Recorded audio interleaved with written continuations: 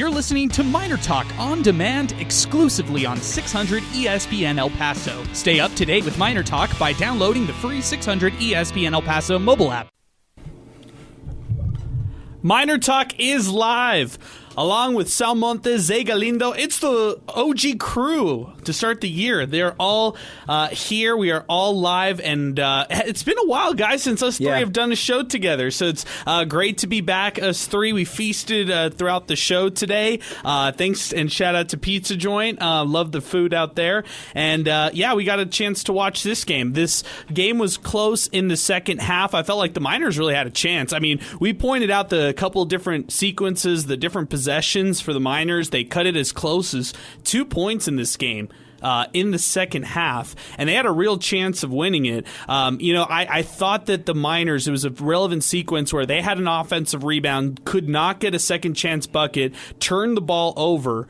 Then Isaiah Crawford missed a layup in transition, but he got a putback. And that was the difference between a tie game or a one-score game and then a 6-point swing, which it ended up being for La Tech.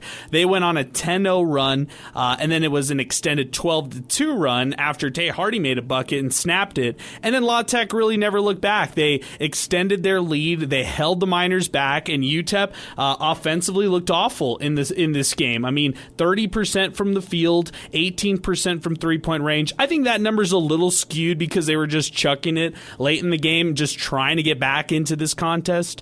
And for the Miners, again, when they take steps forward like they did against Western Kentucky, like they did against Middle Tennessee offensively, they take a step back when they're on the road. So here on MInerTalk today, presented by the Oscar Arrieta Agency, we're going to dive into road versus home splits. We're going to dive into some of our favorite players on this season to watch so far. We're going to jump into some UTEP football talk with Zay. He's been doing a lot of prospect building as well here, and checking in on this UTEP football team because I think a lot of Miner fans are curious to see who they have, who's going to make an impact, and who kind of we like going into spring ball. So we're going to do all of that here on MInerTalk. Let's get things started. Sal Montes, thank you, and Alberto Reta for holding it down Saturday after the Western Kentucky game. That game, I got to rewatch it, and Zay did as well, and I felt like the Miners closed it out so strong, and just defensively, that's one of the things you can knock. They allowed 60 points in the paint,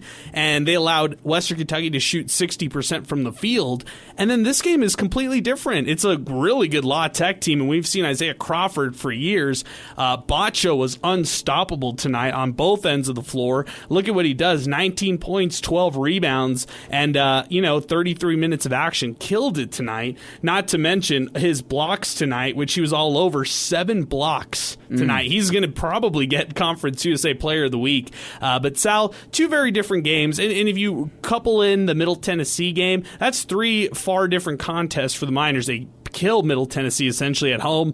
They eke out the victory against Western Kentucky, and then tonight they just let this one slip away in the second half. Probably about the 5-minute mark, they distanced themselves. No, I'd say if you kind of split it by quarters, right? 3 quarters, they were solid. But in the middle of that fourth quarter, if you kind of want to break it down by the 10 minutes, each mark, but that's kind of when things fell apart. But what this kind of shows to me is Louisiana Tech, in my opinion, is going to be one of the top teams in Conference USA. I didn't expect UTEP to go out there and win this game, but if you were to say, hey, UTEP, who's still getting it together, let's be realistic, UTEP, who's still getting it together, would you understand if they can hang in with La Tech, but then La Tech just be way too much in the final 5-6 minutes or so? That would kind of be on par for the course. So it looked bad when it happened, though. I think that's the frustrating part. Yeah, and actually, if you would have told me, Sal, that UTEP shot 30% from the field and hung in this game, I'd be pretty surprised. But that's the reality. And Zay, I think you could really point out just a couple different sequences in this game that really swung it for Louisiana Tech. I guess the one other glaring negative for UTEP is they didn't really have a standout player tonight. There wasn't really that marquee guy who stepped up on the road to try to will and win this game.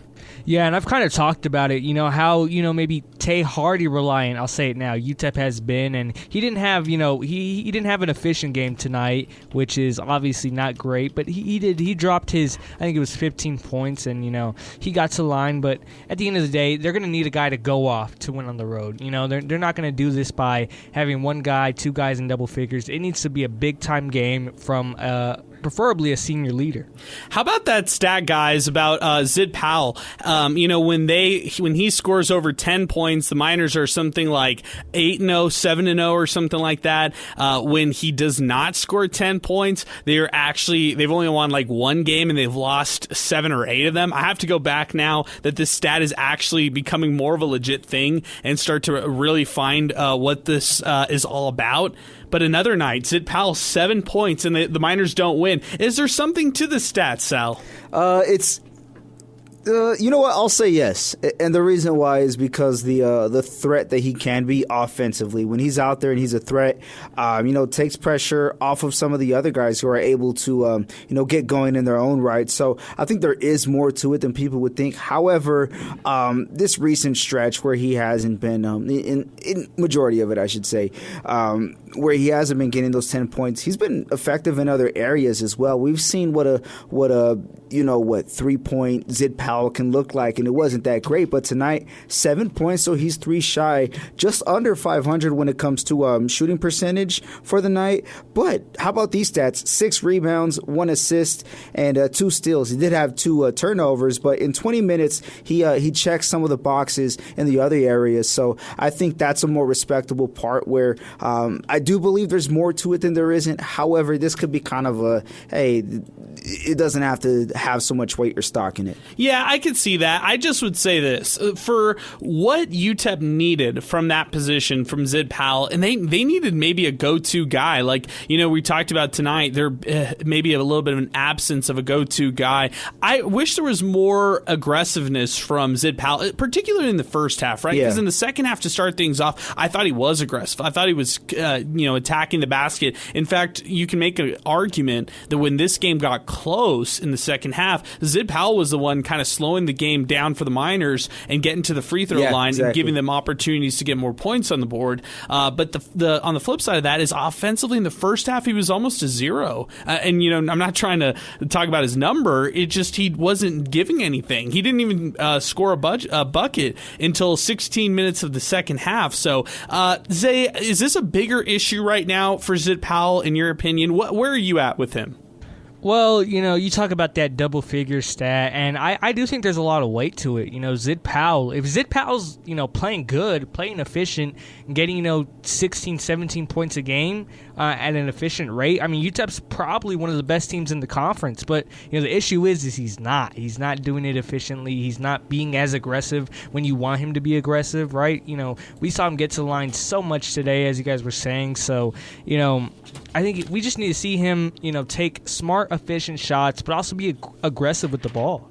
Yeah, I think so too. And, okay, so let's do the rundown, right? Because now we've got a 6-game sample size of road games for the Miners, so now we can really kind of look at things at a full scope. So first true road game for the Miners was their road loss to Loyola Marymount, 67-47, okay? Next road game, they lost, it was at Oregon, 71-49. The next road game they lost, Abilene Christian, 88-82 this year.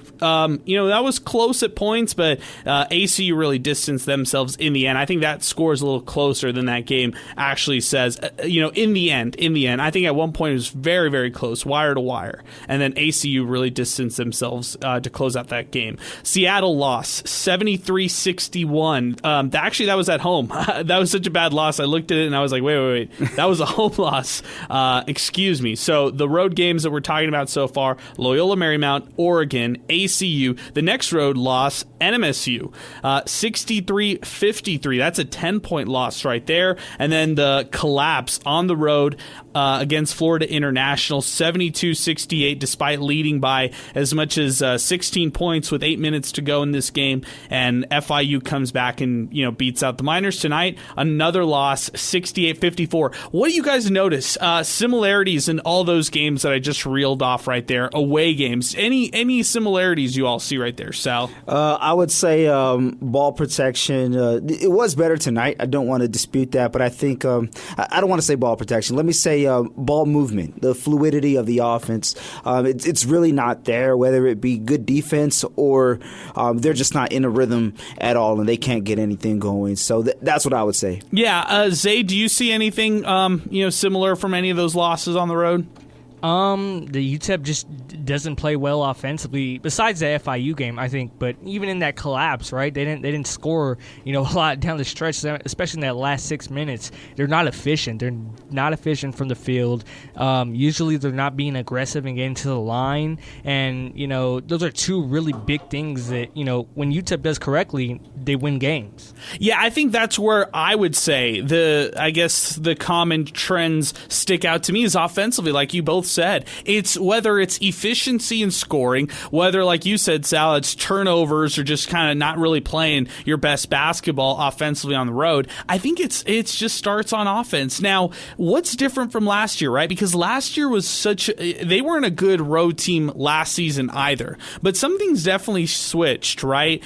This year, it seems like defensively, they're not as good as they were last year, and what it does is it actually hurts momentum on defense when they don't score offensively this year. Does that make sense? Like when they go through that scoring rut, they start to get down on themselves, and then defensively, they're allowing buckets to go. Now, I like fight in those situations, in those scoring droughts from guys like Otis Frazier and Tay Hardy. It seems like they lean on the veterans, the guys who've been there before, to get them out of these ruts. But other than that, I get a little concerned when I'm watching UTEP, thinking, they just need more alphas who are just going to step up in big situations and help win them games. You know what's a good example is today. There was a possession where Hardy got Powell. He was able to get a under the bucket, so to speak, and they had to go through hell just to get that. You saw the ball movement. It was crazy. Guys were throwing the ball to the left, to the right.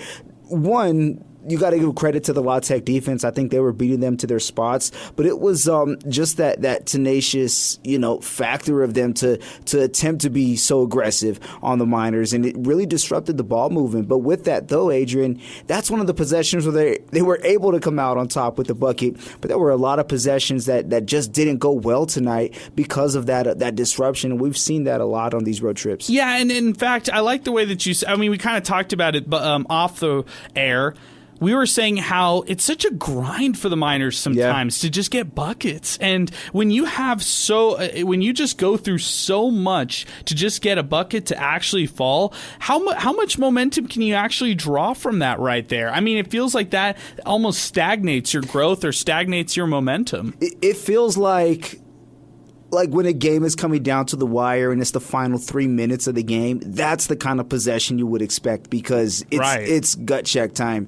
However, when you're having that kind of possession midway through the first half, 5 minutes into the second half, that has to take a lot out of you. I agree completely. Hey, our telephone number to get things started here on the program, 915-505-6009. You can also check in 600 ESPN El Paso on Twitter, X, our 600 ESPN El Paso mobile app, and that is also available for you to chat and join us as well.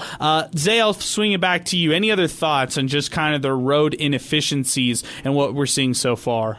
Yeah, you pointed this out earlier, during the game, is sometimes, Otis Frazier, he's kind of disappeared in the road games at times, especially offensively. He's had his struggles offensively, and you really want to see him, just get it up and going when they're playing on the road because, as you said, they lean on players like Otis Frazier, veterans who have been with this team when they're struggling offensively, and he's just not putting out as much as you'd hope from him. Yeah, and maybe maybe he turns it around just on his side in the Sam Houston game because I don't want Otis Frazier to be the best guy at the Don Haskins Center, right? Like, you want this guy to be good on both ends, where he's good at home and good on the road. And right now, we're just not seeing it consistently on the road to call him, that well-rounded. And he's coming off the Conference USA Player of the Week award. So, I hold him to a good standard, but it's because it's Otis Frazier III, and he's warranted all this stuff right here. Okay, guys, I'll reel this off for you because I just did the math. I'm no math guy,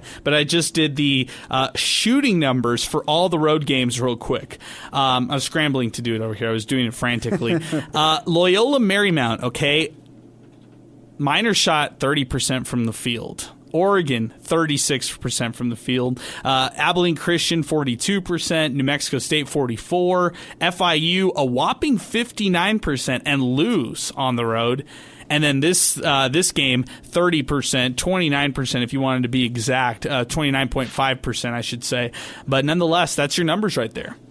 And that's general field goals, right? Not counting three-pointers, because, today, 18 for 61. Obviously, we know that's a big difference between the two, but 17%, just if we want to round it up by the fifths, I guess you could say 18, but 3 for 17 from beyond the arc. And when I look at everything else, they played pretty solid. They take better care of the ball than Louisiana Tech. I think La Tech owned them when it comes to blocks, but UTEP had 11 steals to their 5. As far as rebounding goes, La Tech won that one, but they made up for some of their deficiencies in other areas. It's just chucking up those shots was damaging. So, to your point, Sal, I actually think right now, to where they were actually, and I was pointing this out to Joe Golding earlier this week in media availability, UTEP was actually in historic lows in terms of their shooting splits before Conference USA actually started. Like, historic lows. They were shooting the worst three-point percentage they've ever had in their entire history.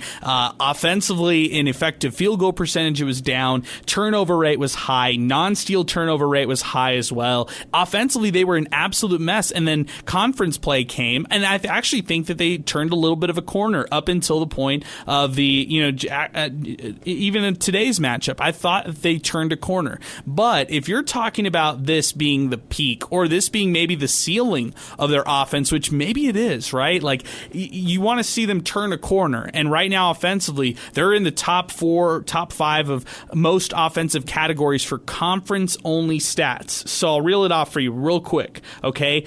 2-point percentage, they're right around 48%, which is 5th best in the conference. Free throw percentage in conference-only games, 73%. That is 2nd best in conference-only games. 3-point percentage, surprisingly enough, and like I said, historic lows for 3-point percentage. Conference turned things around a little bit. They're 6th in conference out of 9 teams, 35% from beyond the arc. It's much better than where they were. They were like 28%. So shooting splits are actually getting better. But to your point, Sal, they're not winning these games. They're not beating the better contenders of Conference USA right now. Therefore, I cannot call this team a contender to win Conference USA. The way it stands right now, they are not even a dark horse team, in my opinion. They're on the outside looking in as it stands right now. They've got to prove it wrong to me. You guys tell me what you think. Well, I'll go real quick, Zay, then we'll let you get up. But no, you're absolutely right, and we're going to find out a lot about that with who they got coming up. We've already seen them take on 2 of the top 3 teams. Let's say 4 of the top 3 teams in Conference USA as it stands right now. And there's losses to all of them. The other one that they haven't played, they're going to have on Saturday, that's Sam Houston. So it's La Tech number 1. And then there's a 2-way tie between Sam Houston and the Aggies. We'll find out who's on top tonight after their matchup. But then number 4, I guess technically number 3, Florida International. So all of those teams, if we want to put them in the category of contenders for Conference USA, not only do they have to be better when it comes to those stats, but they got to win those types of games. I would say there's like, if we had to do tiers, like the great tier of Conference USA, and I'm sorry, Zay, because you want to get, I want to get to you real quick. If there's like the top tier of Conference USA, that's empty, right? Then if I go to the second one and it's contenders, I would put Liberty, Sam Houston State, La Tech, and that's it in that tier. Then I would go next to a dark horse. I would go New Mexico State, Florida International, Western Kentucky, Jacksonville State, and then another tier below that, and then it's like just a question mark, and then that's UTEP Middle Tennessee. What do you think, Zay? Yeah, I'd see that like that, but I think UTEP, They have the potential to be a good team, right? We've seen it, but they can't put it together. We saw it against FIU when they finally did put it together. They squandered a lead. They squandered a 16-point lead. So they're obviously not contenders because in order to be contenders, right, UTEP can go undefeated at home, but if they're not winning consistently on the road, no one's going to look at you as a real threat because when you're playing on a neutral floor, it's almost just as tough. So I agree with that. UTEP is definitely not a contender, but they just need to win on the road, and that's obviously easier said than done. Yeah, and I would also say this: does winning on the road mean that they've actually turned it around? Probably not. It's also about continued success on the road, proving it you can do it more than just once or twice, and and then if you really wanted to, you could take a bigger picture and take a step back on this 3 years run from head coach Joe Golding and start to see where some of the weaknesses are. We know obviously what the strengths are.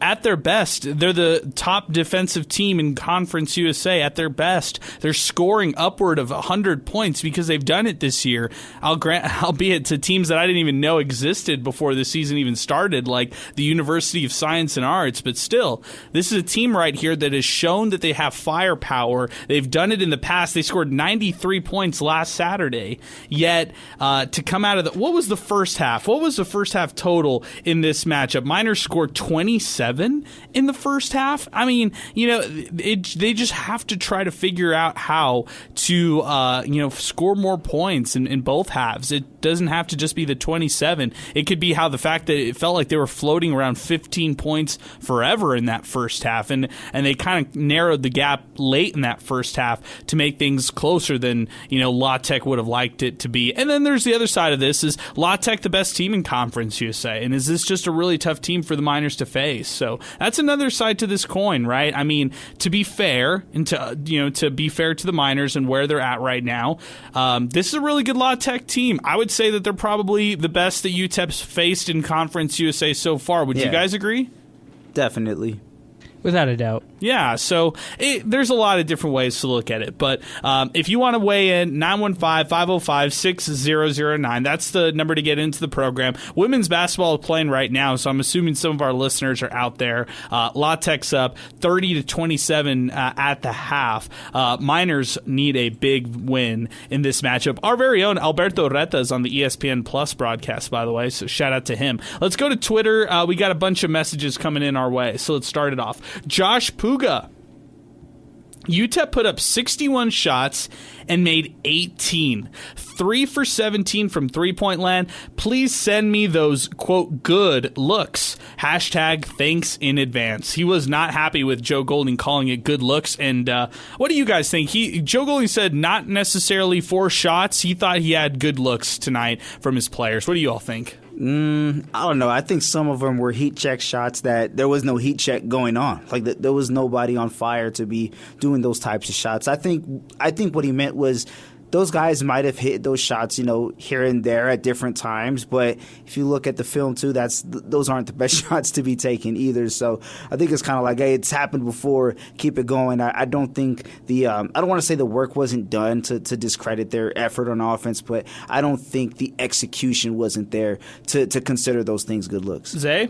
I'd say they had good looks. I say they just weren't hitting their shots today. And, he said that, La Tech forced them into a lot of, twos. A lot of, they couldn't get to the rim. Bacho was that was shut down, right? Yeah. So they had to make the shots that they were given, and the good looks that they did have, the opportunities, they did not convert. There was a number of transition threes, maybe mid-range shots that usually UTEP does make, like Sal said, but today they just weren't falling. Another point to that is I just felt like it got sloppy and messy, whether it was ball handling, whether it was passing. It just got sloppy in half-court situations on offense, and I did like what Golding said about how they could have been, kept up the pace a little bit more. I agree with that. I felt like, in those 2 home games, the one thing you could say is UTEP had a lot of urgency on every possession. They were attacking, they were aggressive, they were fast. And then tonight, maybe a little bit less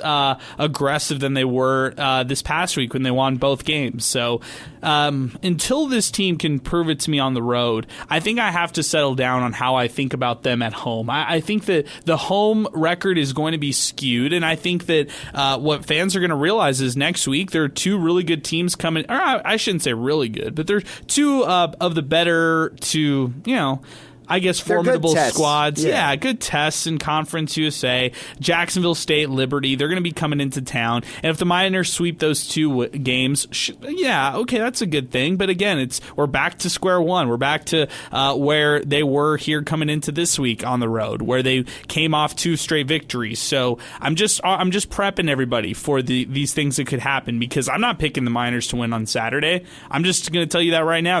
I don't think they're going to beat Sam Houston State. They've got to prove me wrong. Sam Houston State, like you said, Sal, I guess maybe we're going to find out tonight, even though that game might have more emotion. So maybe, what can you really take away from New Mexico State, Sam Houston State, knowing it's Houghton's return to the Bearcats? That's another side to it. It's right now as it stands, it's 38-37 Cats at the half over the Aggies. So there you go. It was like 14-3, something along the lines of that. It was a lot to a little in the first 5 minutes or so, but no, the Aggies have clawed back in this one. But hey, you mentioned it too, that emotion is going to be there, and we're only 20 minutes into that game. In the final 5 minutes, if it's a 1 to 3 point game, let's see how much the pressure gets. Wow, it'd be pretty high. Zay, home win percentage. What has this shown you so far? 17 of 21 games now in Conference USA have been decided by the home team, and that is an 81% winning percentage for home squads in CUSA. What's Joe Golding's favorite quote? Or I guess it's not his favorite quote, but he says conference play doesn't win until a home team loses, or when you lose at home. So I guess for a lot of people, conference play hasn't begun. Yeah, I guess so. There you go. And I also say Joe Golding has maintained February is the month where he's looking at the standings. So if that's the case, then February is next week, my friend. We'll see how the Miners fare on Saturday. Sam Houston State, and if they beat out New Mexico State, they'll improve to 11-9 and also 4-1 in conference play. So there you go, right there. That should be interesting in itself. Let's move back to Twitter. We got a bunch of other messages coming our way, including this one from Tristan Pence. UTEP's shooting was putrid tonight, and La Tech exposed the Miners' non-existent interior game. UTEP really needs a win on Saturday to stay relevant in Conference USA. David Terrell's play lately is very encouraging. #MinerTalk. Couldn't agree with you more there, Tristan Pence. Anybody have thoughts on anything that he said right there as far as being relevant in the CUSA standings or anything you said? No? We're all good. Let's move on. Next one, Trey Chauvin. Worst road team in America. Save university money and forfeit road games because they won't win one this year. Saturday is another loss, so 2-4 in the worst conference in the country. UTEP basketball is a joke under Coach Golding. Make a move, Jim. Man. This coming from Jacob Rubio. At this point, just 4 shots. It's not like we're going to make them. Might as well get a higher percent chance. This is coming from UTEP News. He did not like the press conference. Or, I mean, the quotes after. Quotes after to John Teicher by Joe Golding. Manny David, I expected the Miners to drop this one. Awful shooting, and not much else to say about this one. Put this one behind them and prep for the next game. Should do better against Sam Houston and hopefully pick up their first road win. #MinerTalk, #Go Miners, #Go Lobos. This is coming in from Shannon. This officiating is hilarious. Let's see the final numbers, guys. Free throws. They took 33 free throws. UTEP took 22. So Bulldogs with 33, Miners with 22. Foul total was 22-18. Actually, Miners were called for just 4 more fouls than La Tech. I didn't have that big of an issue with officiating. Did you guys have a big issue at all? No, I think Louisiana Tech was beating them to the punch more times than UTEP could get there. So just got to give credit to Louisiana Tech being a couple steps ahead pretty much all night. Let's go to more coming in on Twitter or X. This is from Pinky. He says, how this game has changed. Since when has lowering your shoulder to clear out been an offensive move? Gotta blame Shaq and Jordan for that. Hashtag MInerTalk. He also chimed in, Pinky, by saying hashtag picks up hashtag MInerTalk, and he said, I was taught when you are playing a taller team, one needs to start taking the short 8 to 10 foot jumper and bring the defense further away from the basket. Stop and pop Miners. Hashtag MInerTalk. You know, actually, before this game, the guy's shot who I felt like was automatic was Corey Camper Jr. at the top of the key, and that shot didn't even fall in tonight. Zay, it felt like nothing. Even though UTEP was getting some of those wide open looks, nothing was falling in. Is it maybe a confidence thing though? You know, if you got to boil it down to something, if it's not momentum, is it confidence? Yeah, you know, I'll say, you know, last year when UTEP was struggling with their free throws, it got to the point where we were saying, hey, maybe it's gotten, you know, it's in their head at this point, right? They can hit the free throws, but it's just in their head, you know, it's kind of, you know, it's lingering. And maybe now we've moved on to road games. Whenever you enter a road arena, maybe UTEP's already, you know, got in their mind, hey, this is just not going to be our game. Yeah, that's a good point, too. Hey, let's do this. Let's pause 10 seconds for station identification. You're listening to MInerTalk, brought to you by the Oscar Arieta Agency. More here in just a moment, right here on 600 ESPN El Paso.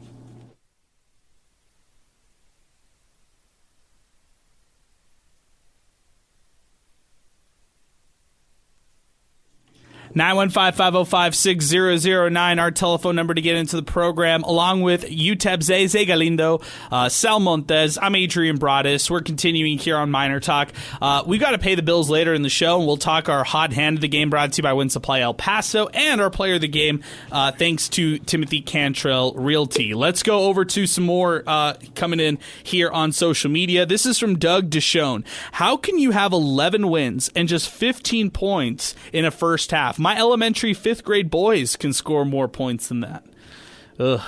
David Corral Jr. It looks like the anemic offense made the trip. Come on, be aggressive. That's coming from David Corral Jr. This is coming from Augustine. Adrian, Sal, winning is an attitude. This team is weak-minded. As soon as something goes wrong, they don't execute. Simple. It's about having the mentality. This team doesn't have it. This is coming in from Tizzard TX. That was a brutal game to watch. The Miners need size in the middle. 9 minutes of block shots and cold shooting doesn't help. This team does have some great hands, and those steals kept them in the game until the final 6 minutes. Good point there, M. You know, guys, just to that point, I was really disappointed with the front court play tonight. Kevin Kalu in the first half, he starts the game for the Miners. He plays 7 minutes.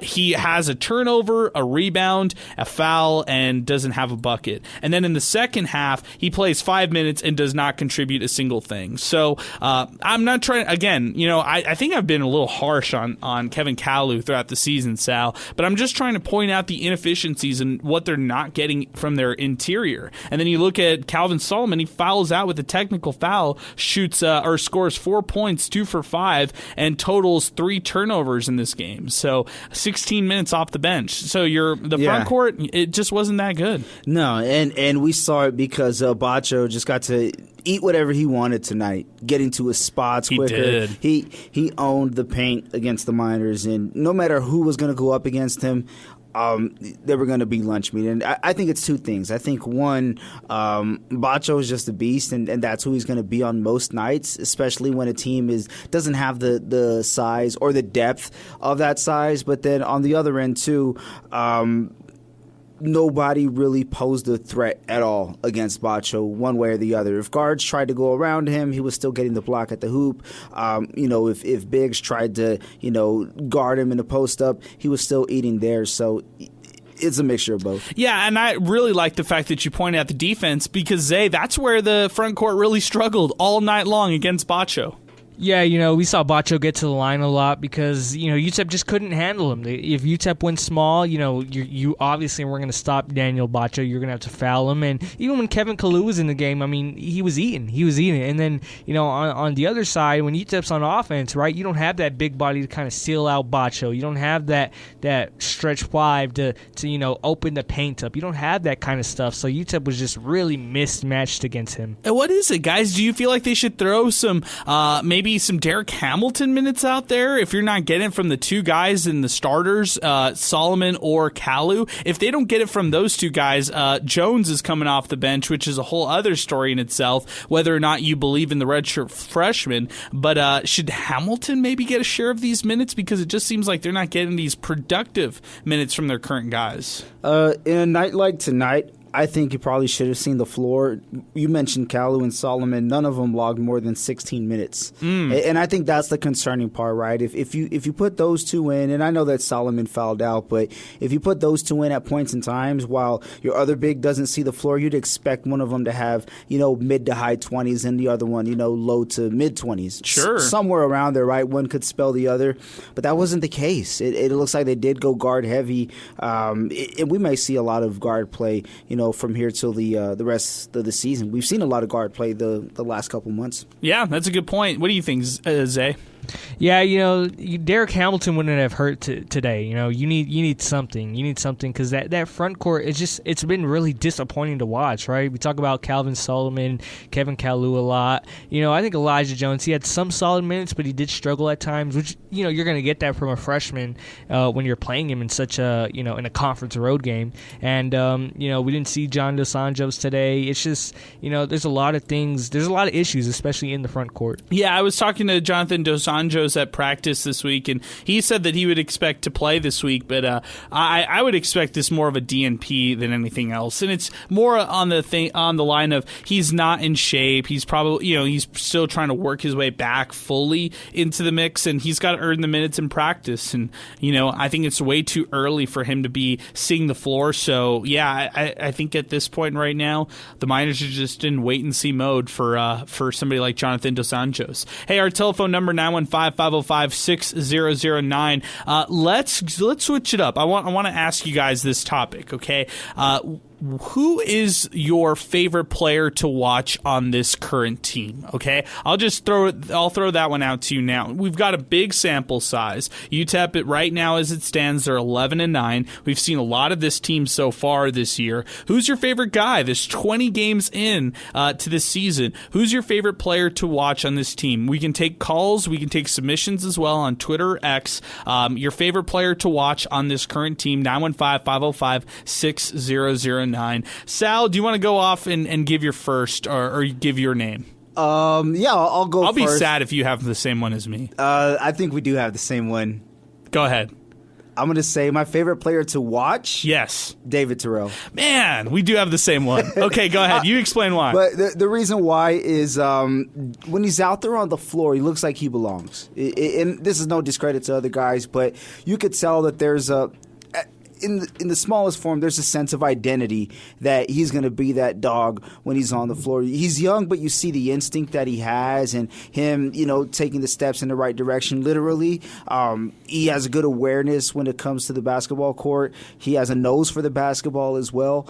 So just the energy that he brings as well. There's a lot of things that you could say about David Terrell that are positive. But, yeah, I would say Terrell Jr. My favorite player, though, I would say Elijah Jones. Still. Okay. I'm still on the Jones bandwagon. Okay. But favorite player to watch is Terrell. David Terrell, favorite player to watch. I'm just going to say this. I haven't been this excited about a freshman since Deion Stroud. Like a first-year true freshman since Deion Stroud was playing. And for Stroud, it was more about the upside. It wasn't necessarily anything that he was showing except for those crazy dunks that he would have in games. It was the athleticism and the upside, the potential that he brought. But David Terrell's not bringing potential. He's actually doing it. So that's why I like watching him so much. But I'll explain my reasoning more. Zay, you go ahead. Who's your favorite player to watch? Yeah, this one might come as a surprise, but when he's on, when he's just on fire and he's not missing, he's just such a smooth player to watch. I mean, Corey Camper, right? You see that pull up mid range. That's a good one. I mean, he's so like smooth. He's a smooth guard to watch. Obviously, he didn't have a great game today, but when he's on, yeah, he's not missing. He's taking these nice mid-range jumpers. He's elevating above the defense. He's a really fun player to watch. So Corey Camper for sure. I like the name. I like to mention Corey Camper Jr. tonight. Just one of 9, so he definitely did struggle in this matchup. So let's see if he can pick things up moving forward. But you're right. When things are on and things are working for Corey Camper Jr., he's a lot of fun to watch. I will go and say, David Terrell Jr., just because I didn't expect this. And I expected him to play. Don't get me wrong. I did know that. But before the season started, I thought David Terrell Jr. would be this kind of off-the-bench guy that they would end up getting after a while, and then he would finally, get some minutes, but nothing substantial. He's playing relevant minutes for this team. He is actually, objectively getting more minutes and more looks than guys like Baylor Hebb, who's been around college basketball for a while now. He is the go-to option in the backcourt right behind the starting unit, which is Zid Powell, Tay Hardy, Corey Camper Jr., and he just seems like he's working really hard at it. Yes, there is some rawness to his game, but you look at today, he can't get his shot to fall. He attempts a 3, and you're thinking to yourself, what's going on? It was credited as a long 2, but he just couldn't get his scoring going. And then he started to get other guys involved. 5 assists in this game. He got other guys involved, and then on the defensive side, he grabbed 2 steals. So naturally, in the second half, he picked it up offensively, and he scored 6 points. He found a way to get some buckets in meaningful minutes, in meaningful moments of this game as well. David Terrell Jr., just love how he fights, and I just don't think that Miner fans should take him for granted. He's a really fun player to watch, and if he sticks around next year, he's probably the poster boy for the 2024-2025 Miners. So, that's just my thoughts on him. Let's keep things moving. 915-505-6009. Let's welcome on Hunter here on the program. Hunter, thanks for calling in on the show, man. What's going on? Not much. How you guys doing? We're hanging in, Hunter. We're doing just fine. It's a road loss, which we've talked about a lot of these so far this year. And I think Miner fans right now are not happy with this team and, frankly, kind of out on this team. Well, I mean, you can't blame anybody. This one wasn't a surprise. It's not like they lost to a terrible team, here at home. We got to keep it in perspective. The Miners are where they're at in this conference that they're at. It's a bad conference, but they're not the old Miners. We like to all think like, all right, this conference is below UTEP, which in the past it would have been. It's not anymore. And they're at the level of their competition. They lost to one of the better teams in the conference. So, I mean, it is what it is. And they're far from how far they are from a contender right now. They're 14 points away from being a contender, and I would say La Tech is in that top level part of Conference USA, but they're beatable. I mean, UTEP cut it to 2 points at this game, and I thought talent wise, La Tech beats UTEP any day. I don't think the game was a 14-point game, so they're probably about 5 points away from contending. This one was in the. It was close. It wasn't a 14-point game. My only things are, and you guys just brought it up, just the rotations he uses with his players. He switched things up last week, went really guard heavy. It worked. Their scoring, their point totals were way higher last week, and it's effective. And he just goes back to this. Why? Yeah, I don't get it. I thought that they would have gone with the guard heavy approach in this lineup, but I just felt like they had their bigs become liabilities in this game, and instead of their bigs being impact or just get out the way, just get out of the way and don't make a mistake, they actually were liabilities on the floor. Well, and apparently he's never heard of a team defensive concept because. I get it. They got that big guy down low that's dominant. Well, it's team defense. It's not one person. Everybody has to be in synchrony, playing together as a team. So with a team defense, you can beat that guy. So you don't need to change your lineup. So it's just really perplexing that he sees a problem, smart enough to change it. They have success, and then he regresses. He reverts back to what he was doing that didn't work in the first place. Why? I don't get it. And, Solomon's a bigger liability. The juice isn't worth the squeeze this year. He's a liability out there. He didn't produce. I don't know what his plus What or minus is. happened? But what happened, Hunter? This mental. was not the same guy from last year. It's mental. I mean, obviously the talent's there, the physicality's there. He chooses not to. He's got a bad attitude. He's negative.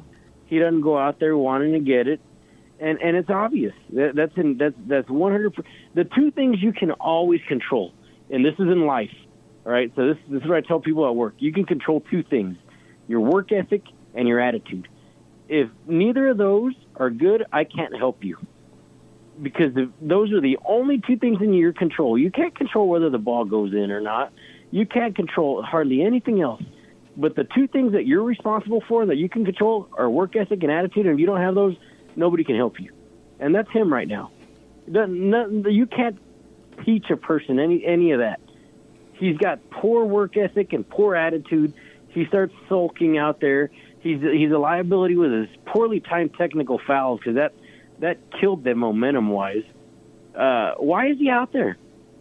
I'd rather Elijah Jones needs to be getting that playing time. He's a far better offensive player than Solomon, and he'll make his mistakes defensively, but he doesn't allow him to, and he being Golding, but he'll allow garbage from Solomon. I mean, it's just complete garbage. And I don't know the Hamilton situation. I've been a big fan of him the whole time. I know he's a little big, a little out of shape. But if you're getting zero from your big guys, you can't go backwards. What's the harm in giving the guy a chance? I don't understand it. I don't either. I really don't. I appreciate it, Hunter. Always great to catch up with you, man. But I've been saying this. I'd rather see the mistake minutes from Elijah Jones than the minutes that we've already seen from Kevin Kalu and Calvin Solomon. We've already seen this, right? We've already seen, I guess, the peak of Calvin Solomon, and that's a sad thing, Zay. I'll give you the numbers real quick, and here are the advanced numbers, so I'm not just giving you points and rebounds and stuff like that, because those things can be skewed with minutes played, and right now, Calvin Solomon is not seeing anywhere near the minutes played that he saw in the past. So here are just the numbers as far as his shooting goes, okay? Last year, he made 49% of his two-pointers. He was killing it down low, and he was making he was making less turnovers last year. He turned the ball over at a 20% clip turnover rate. We talked about this last time. And also last year, he was 50% true shooting percentage, 48% effective field goal percentage, and his offensive rating was at 93. That was actually a step below what he had at Stephen F. Austin, but you talk about the jump in competition from Stephen F. Austin in the Southland in 2022 to Conference USA action from last year, 2023. It's understandable that took a little bit of a dip. Nonetheless, this season right now, turnover rate is higher, 27% for Calvin Solomon. The two-point shot, that has actually dropped his percentage-wise, 41% from last year, almost 50%. So that percentage-wise has really dropped down and taken a dip. Effective field goal percentage, that's gone down, 41% this year compared to 47% last year. And then true shooting percentage has gone up a little bit this year, but it's because his numbers have actually gone down, or his playing time has gone down. So he's turning the ball over at a higher level. He's not playing as good of defense as he did last year. And you talk about the position change. Last year he played a true 4 and maybe a little bit of a 5. This year he's really only playing the 5, especially recently. I'm not, I don't take any excuses, man. I think he could be playing a lot better right now. The potential is Defensive Player of the Year in Conference USA, and he's far from that right now, Zay.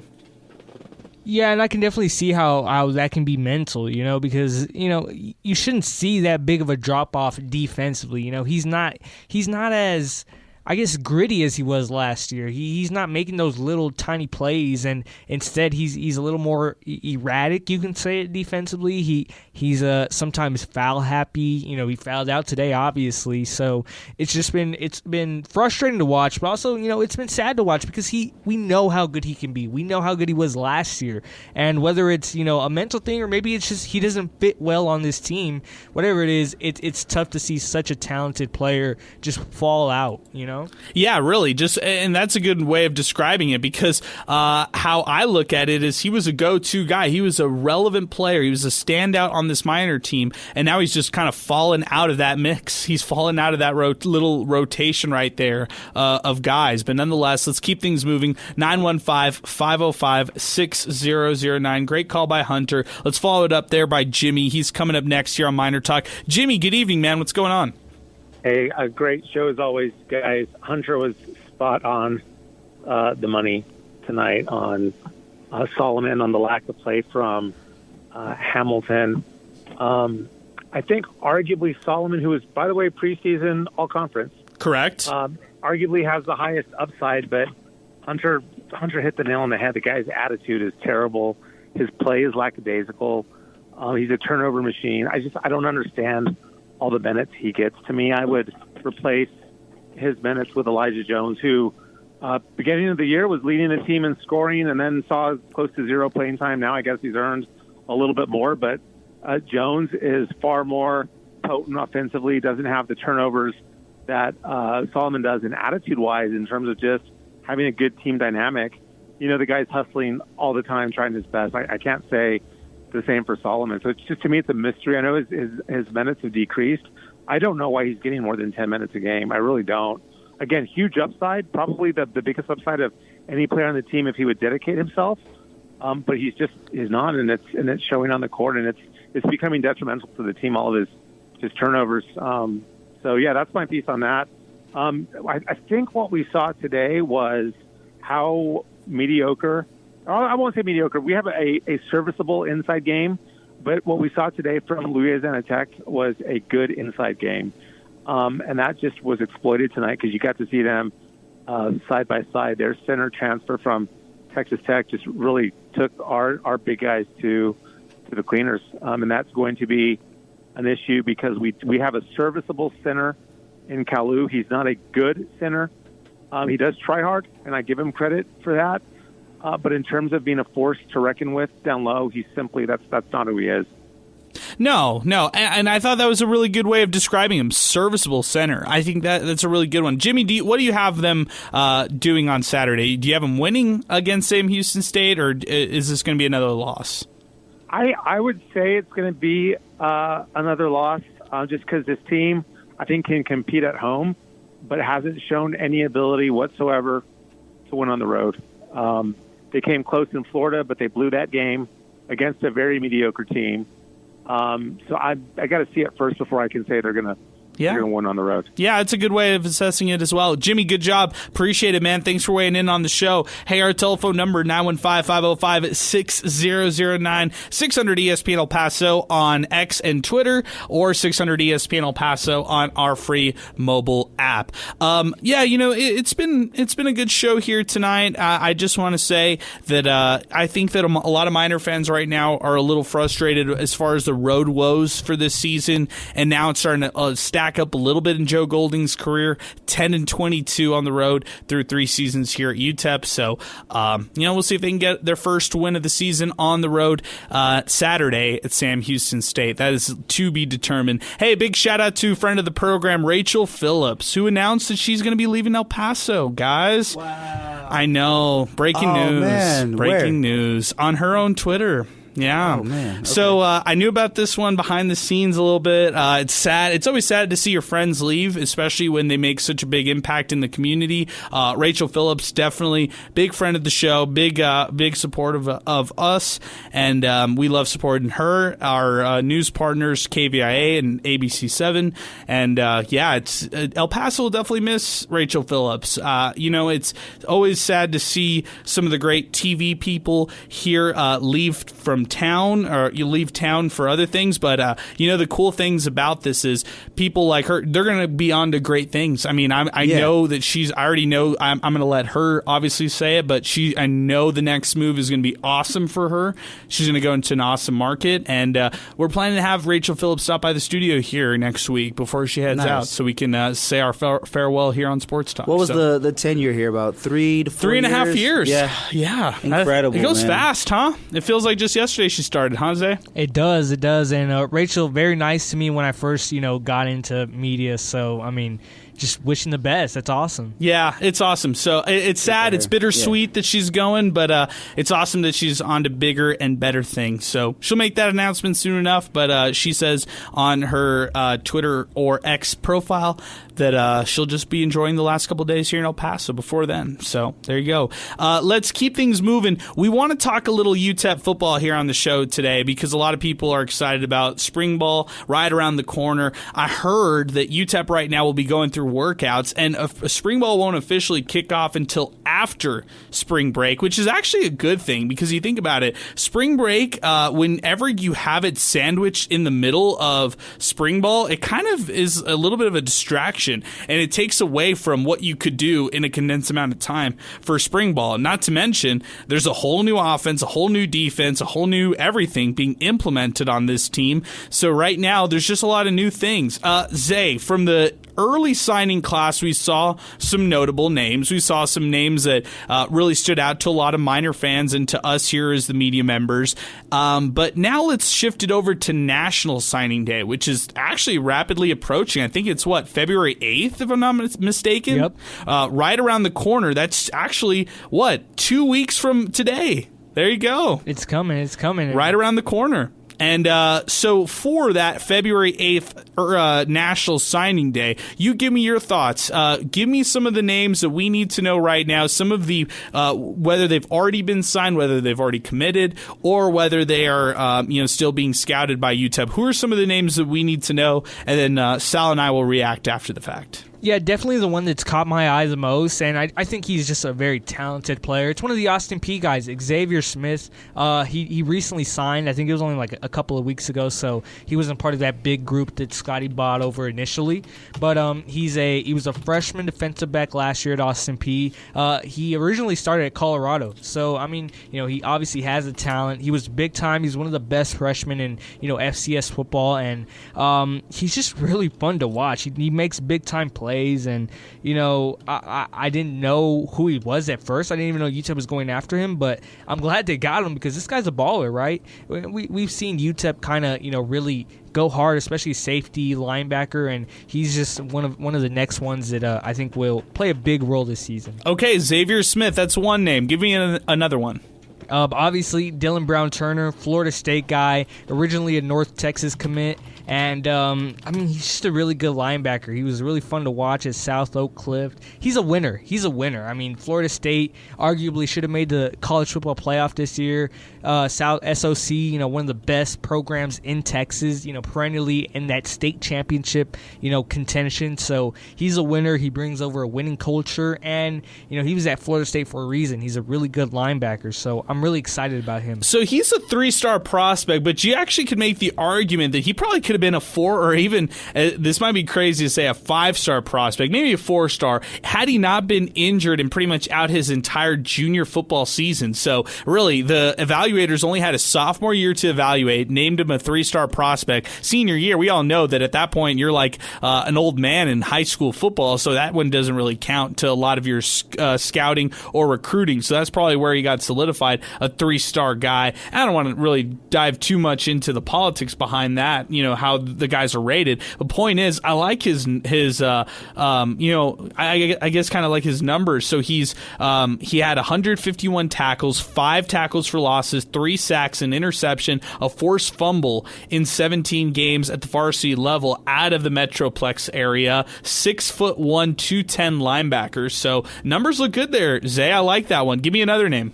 Yeah, talk about ratings. This is a really highly rated linebacker from Cleveland High School in Albuquerque, Stratton Schufelt. I mean, his dad played here, Pete Schufelt, dominant player, went to the NFL, and this guy, the number 1 player from New Mexico, so, you're kind of planting your flag in that state, right? Planting your flag in recruiting around this area, and he's just a really good player. I mean, he's a 3-star, number 1 player in New Mexico for a reason. He had offers to, of course, most of the New Mexico schools, Washington State, Air Force, I think UConn was even in there. So just a really good player, and talk about that linebacking crew. They're going to be young, but it looks like they have a lot of talent there.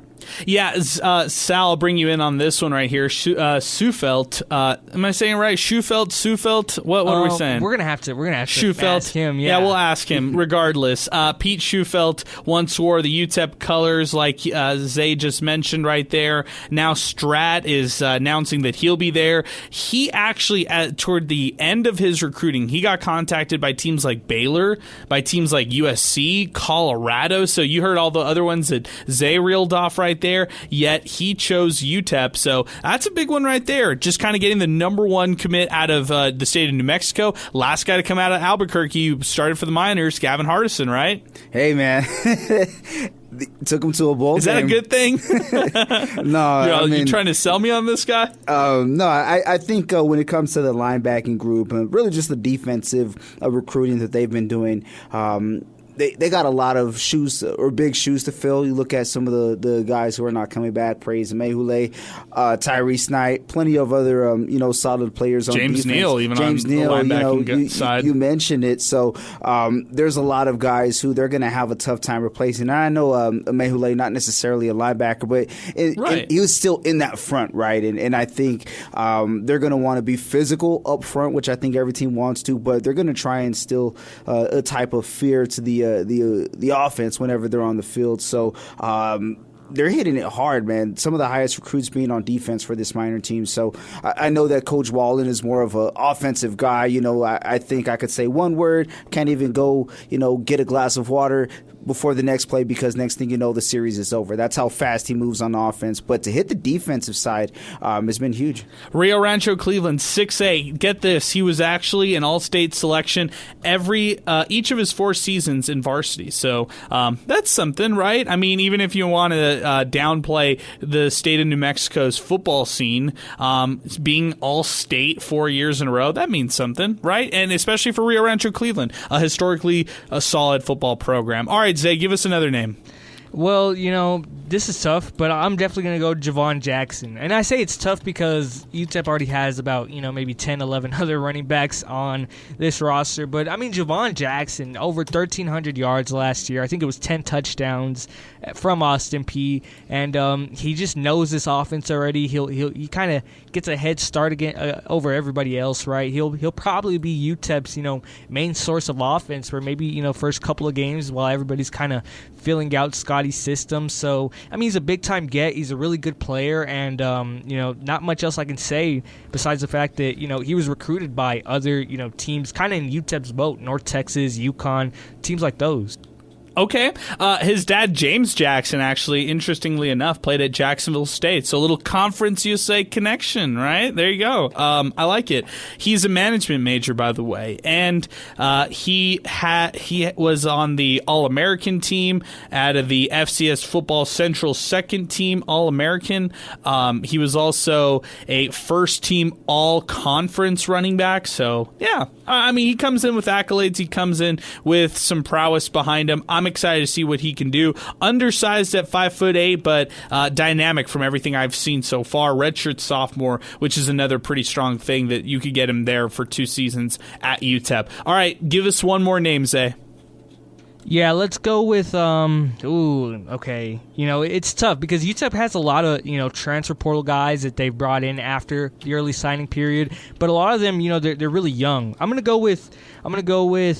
Let's go with Yes Man Green, Jacksonville State guy. And Good he's name. a DB.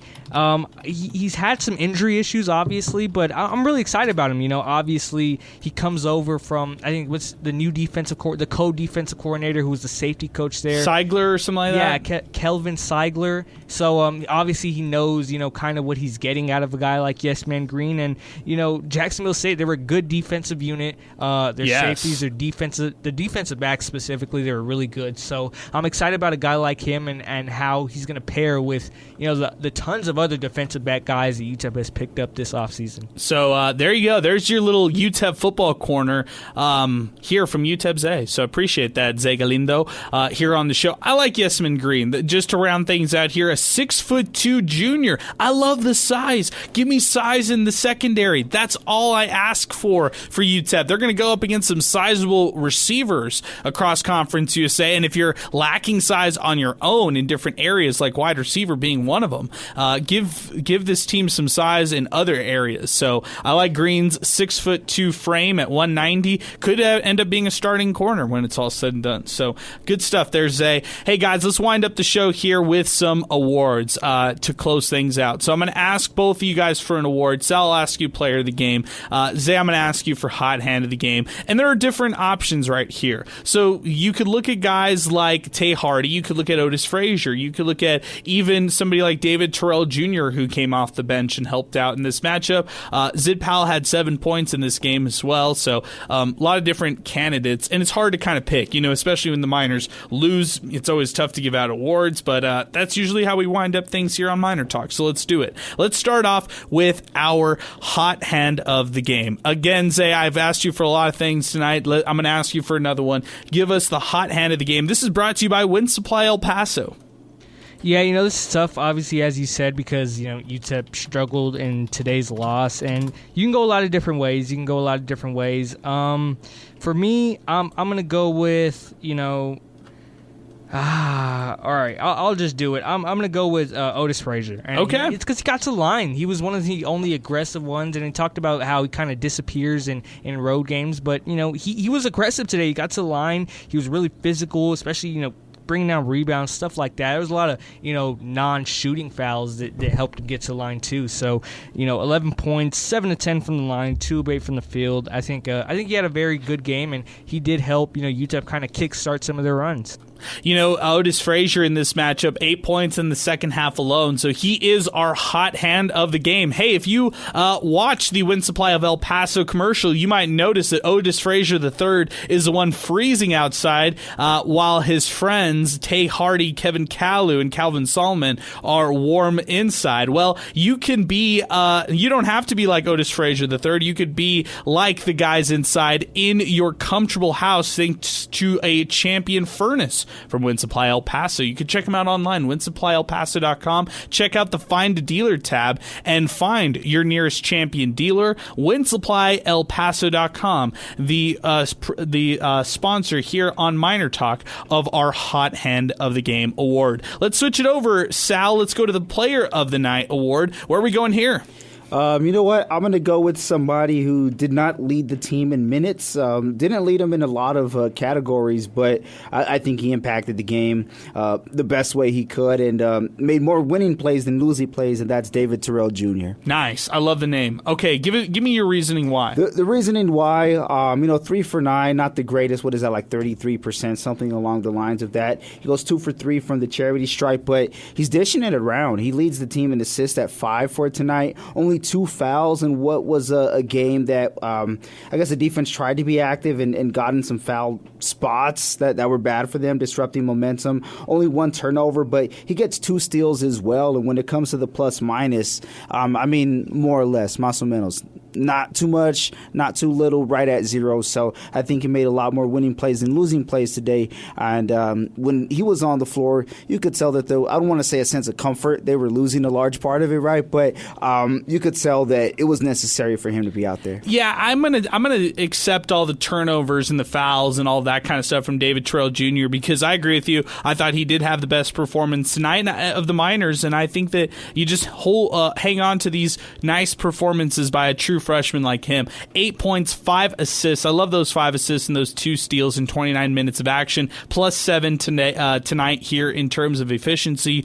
David Terrell Jr. winning this award here tonight, and this is thanks to Timothy Cantrell. Hey, if you're looking to list your home here in El Paso, if you're looking to buy a home here in El Paso, look no further. Timothy Cantrell can be your trusted realtor who can guide you throughout the entire process. Timothy Cantrell, you can check him out on social media, Facebook and Instagram for the latest listing and tips, and that is Timothy Cantrell. Give him a call if you want to get started. 915-204-8441. That's 915-204-8441 for Timothy Cantrell Realty here on Miner Talk. Guys, that's going to be how we wind up here tonight's show. We will be back at it on Saturday. It is Sam Houston State on the road, a 3 o'clock tip-off, and we'll have you covered here 2:30 with a countdown to tip-off show. Voice the Miners, John Teicher, out there in Huntsville, Texas. Quick check-in on scores right now. It looks like Sam Houston's still hanging on to a lead. It's now by 5, 64-59 over New Mexico State. See if they can hang on and defeat the Aggies in this one, or if the Aggies can rally back and win in this game. And it looks like the Miner women's basketball team have a shot to beat La Tech. I told you how they were down in the first half. Fourth quarter action, under 4 minutes to go, 53-49. What do you say, Zay? Can this team pull it off? Well, this is where they've been a lot of the season. They're in games, right?